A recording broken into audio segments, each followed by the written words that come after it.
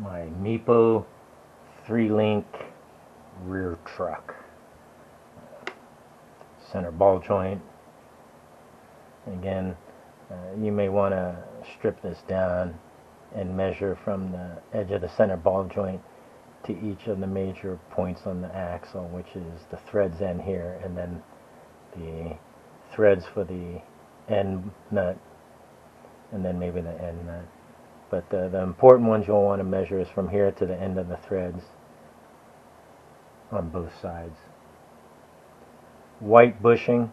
I've asked Meepo if this is a different durameter from the red front bushing and waiting for them to answer. The bushing retainer disc, bushing retainer nut. This is the radius rod axle bracket, and this is the radius rod, but it attaches here to the axle bracket. This is the motor mount axle bracket, and it's designed to bolt a belt drive or a gear drive. As I mentioned before, some of the bolts out of the box were the wrong length. They were designed to mount a belt drive to this axle bracket, not a gear drive. I informed Meepo, and so they said they're going to take care of that.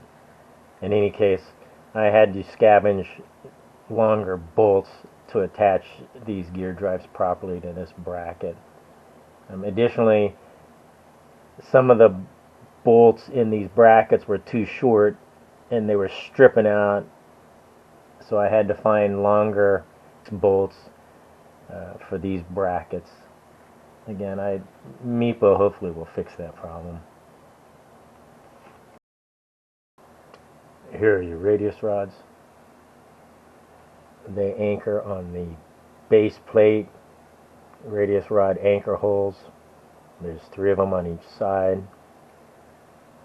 I'll make a few videos on the front and rear truck configuration. On the gear drive, you can see the mounts for the protective rods. Because these